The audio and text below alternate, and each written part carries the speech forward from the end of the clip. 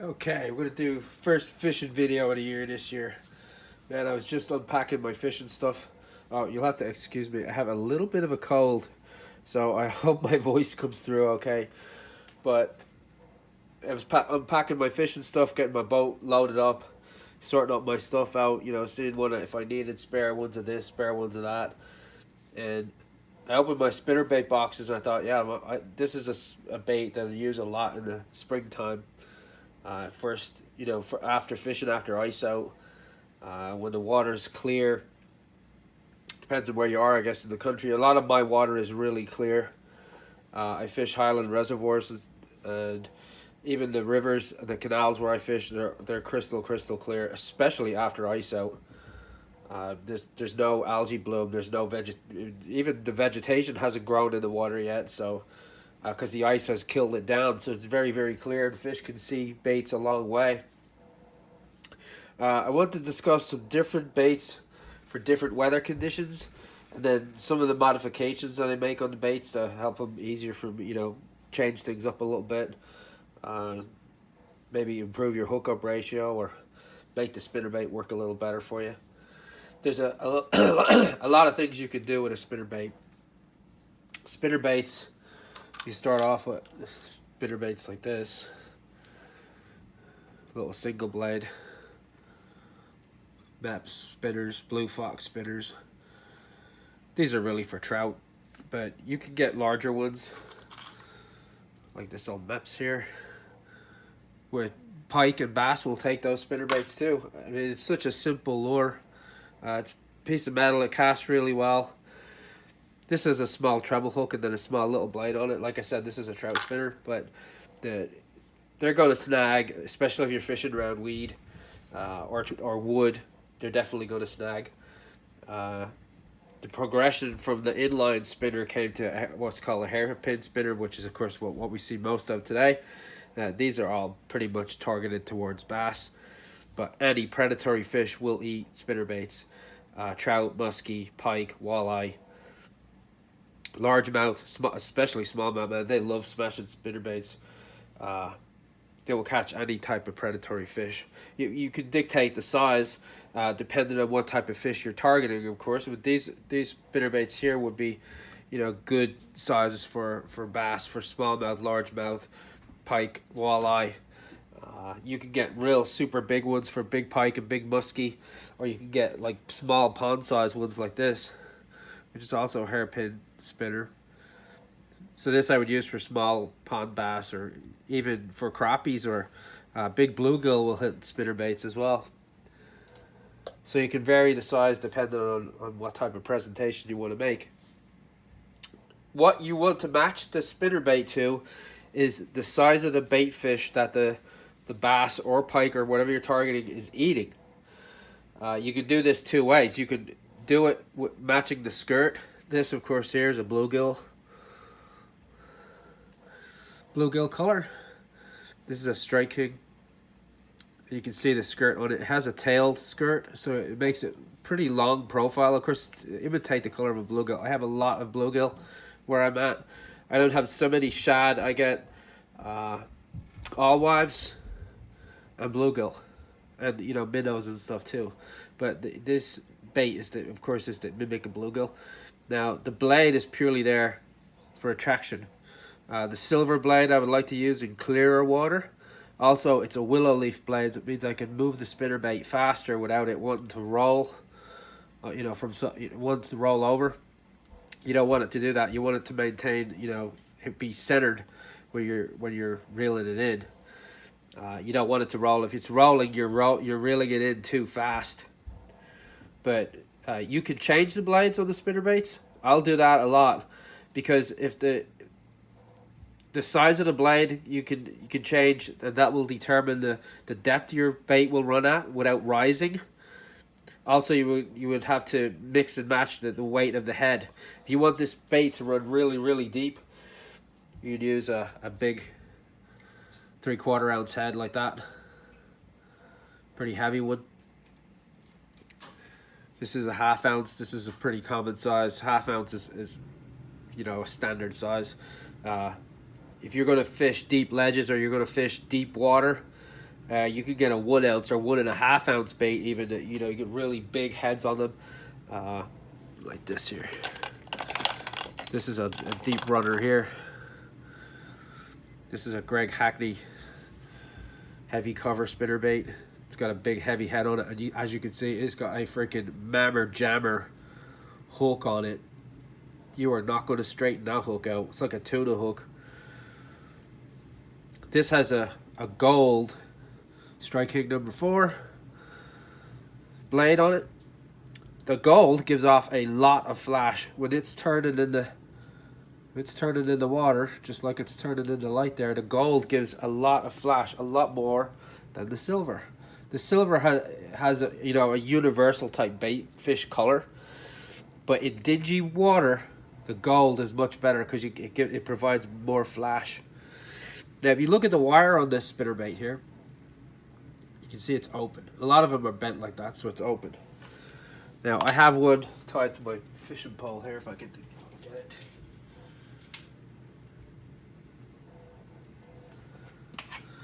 I'll show you. So I have the line tied directly to the spinnerbait, right?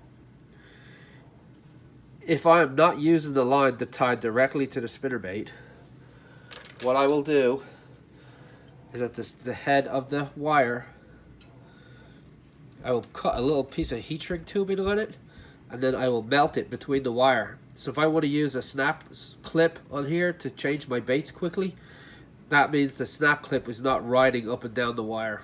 So it keeps the snap clip, you know, at the anchor point. So that way you can, you know, change your baits really quickly. And some of the spinner baits have closed wires, like that, if I can get the focus. So you wouldn't actually need to band that one off. But a lot of the spinner baits have open wires like this. So as you can see, that little band there closes the eyelet and stops your attachment from sliding up and down. Because what'll happen is when you throw it, it'll get stuck here, and then it won't retrieve right. You can see here with this bait too that I have a trailer hook on there, and a lot of my spinner baits I run trailer hooks. As you can see, this is a free spinning hook, and what it has is it's got a little plastic stopper on there to stop the hook coming off, but the hook is free to move and free to spin behind it. And that will definitely improve your hookup ratio, because as you can see, ideally the blade is going to attract the fish, but you want the fish to zero in on the skirt. Now you can see this bait has a tail on it to increase the length of it a little bit, but sometimes they'll nip right at the tail. If they do that, you're going to get them with that hook. So it's a good idea to run stinger hooks. They work pretty well. Now for sky conditions. Clear skies are not your friend while spinnerbait fishing. Ideally, you want choppy water, and you want cloud cover to disturb the image of the bait. Another way to improve the vision of the blades in dingy water is to run painted blades like this. So the blades are painted to match the skirt of the bait. As you can see, I have a trailer hook on this one as well. But this again will give a better profile in dingy water. The painted blade will work better for that. Or if it's very cloudy. If it's dark skies, dark water, I want to use the painted blade. A lot of my spinners, I don't have too much variance in color. I either use bluegill imitator or shad imitator. Shad pretty much are going to imitate any type of bait fish. Shad, Cisco's, blueback herring, you know, you have the blueback here, all wives, any of those type of fish, they all look the same, they're all similar color. Also, if you're fishing in very clear water, you don't want the fish to get a good look at that spinner bait. So in super clear water, I want to move the bait as quickly as I can and close to the surface. I don't want it down deep in the water. I want it close to the surface because I want the fish looking up at it to come, you know, from underneath it. These type of blades here, these are actually Strike King razor blades. You can see it's a willow blade, but it's very thin. Now this one has a gold and a silver, but they're like super thin. You could burn this spinnerbait really quick and it won't roll. I mean, you could, you know, reel it pretty fast and you don't get any roll out of it. So this bait is for super clear water. Actually, if you look at my my caption picture for my channel, that bass I'm holding up in that picture was caught on this spinnerbait. As you can see, it's just a plain white. It's got some gold, or got some silver fleck in it. White is a good universal color for spinnerbaits. Dark spinnerbaits too can be good for cloudy water, like the bluegill imitator here. The gold blade with the dark body gives a good silhouette in dingy water. Same reason why you would use the painted blades. It gives a good silhouette in dingy water. So if you're using dingy water, definitely go with a dark. Or sometimes use like a fire tiger, like this. Something like that would work well in dark water. Something that gives you, something that for target the fish can target. If they can't see it, the blade, the vibration from the blade is going to give them the whereabouts of the bait, but they need the silhouette of the bait to actually get a hit on it. Now this blade here is a big Colorado blade, so this puts off a lot of vibration, whereas the willow leaf blades like this don't put off a lot of vibration. They just put off a lot of flash, whereas this does both. As you can see, this is a hammered blade, so when you turn it in the light, it gives off a lot of reflection, but it also creates a lot of vibration in the water. Now this is a pretty small bodied spinner, because I want to move this very slowly in the water. Crank it real slow, rolling it, cranking it real slow, because this is for fishing in deeper water or in dirtier water.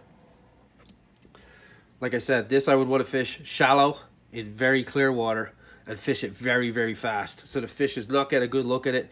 He just sees something buzzing over his head and he makes a split-second decision and he reacts to it. It's a reaction bite. He reacts to it, he comes up and he blows up on it. Now, as well as the trailer hook, like I said, you can change the blades. You can go to Bass Pro Shop or Cabela's and you can buy packets of these blades and you can change one to the other. As you can see, this one has a double willow leaf. Some of them have a Colorado willow leaf. Some of them single Colorado. You can mix and match blades to, bring out whatever type, you can also match the size of the blade to the size of the bait fish. So if they're hitting little bait fish like this, you get like an inch long blade. If they're hitting bigger bait fish like this, get a big 4.5 or 5 blade. You can match that to the size of the bait too. What you want to do too is match the skirt to the size of the bait. As you can see, this is a short skirt. This is the same skirt on a different bait. You see how much bigger it is? This is going to give you a bigger profile in the water than this. This is going to imitate a fish that's 1.5 inches. This is going to imitate a fish that's 2 inches long or 2.5 inches long. Now you can see another trick I'll show you with this. You can see how I have the skirt mounted on there. I actually have it backwards, but it gives you a very thin profile in the water. But if I pop it off and I switch it around,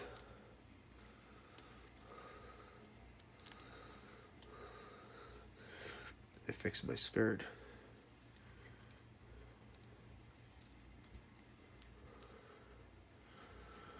Now you see how much bigger of a profile it gives me?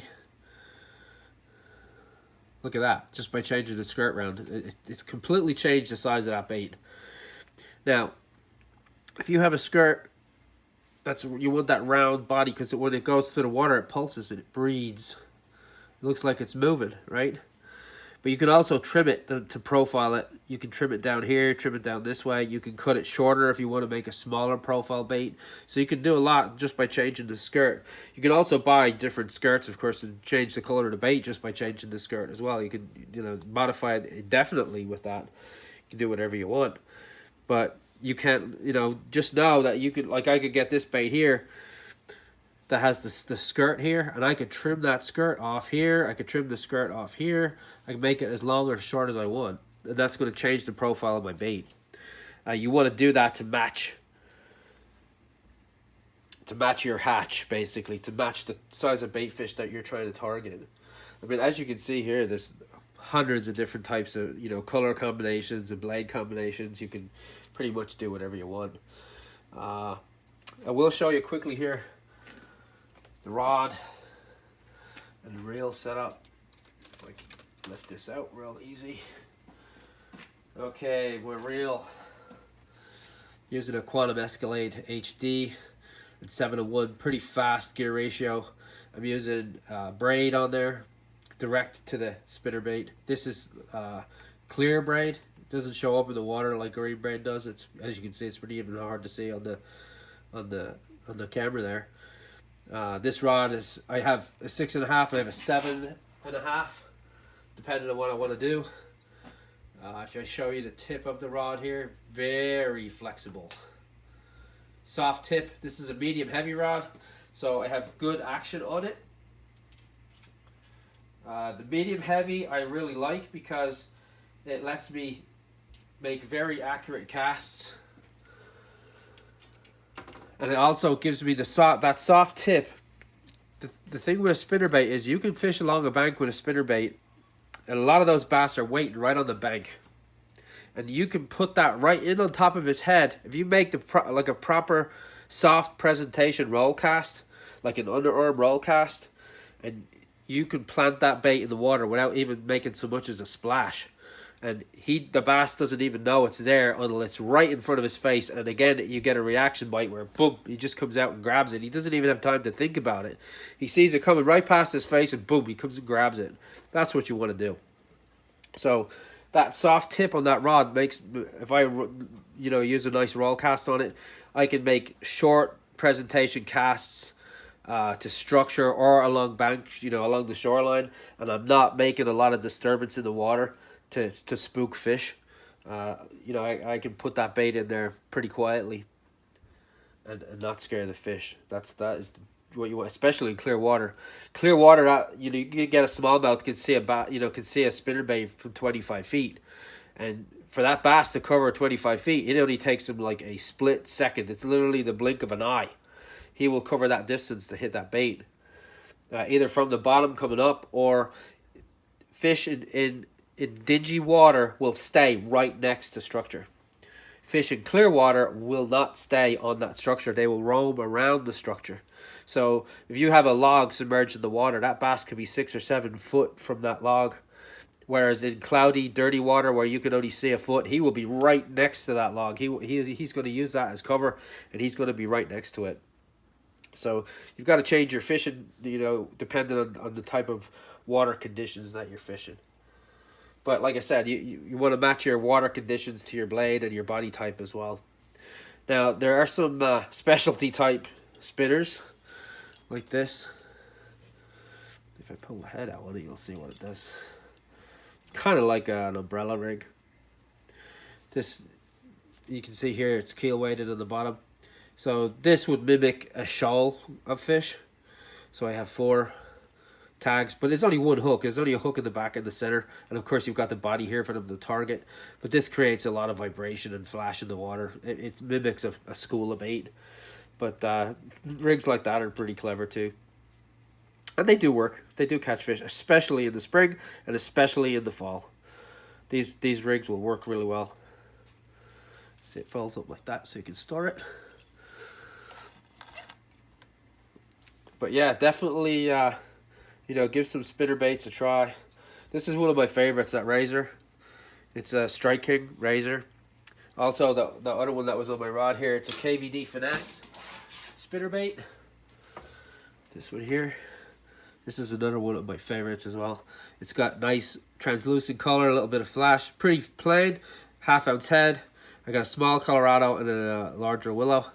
And you can see here I have a bleeding bait, the red hook on it. So that gives it a little bit of flash, red flash to the bait. You can see the little red bead here. It gives a little bit of red flash to the bait too. Very simple, but deadly, deadly effective when you use it properly. Now, all that's left to do is for winter to go away and get me back out on the water. I cannot wait. Cannot wait. But I hope you found the tips helpful and useful. If you've any questions, please leave a question in the comment. I'll do my best to help you as best I can. And good luck. Oh, before I go. Here's one for the beer drinkers of us. The old Bud Light. I think I have another one here that's a A Dowd's stout. Yeah, no Dowd's extra smooth. And the beer cap spins as well.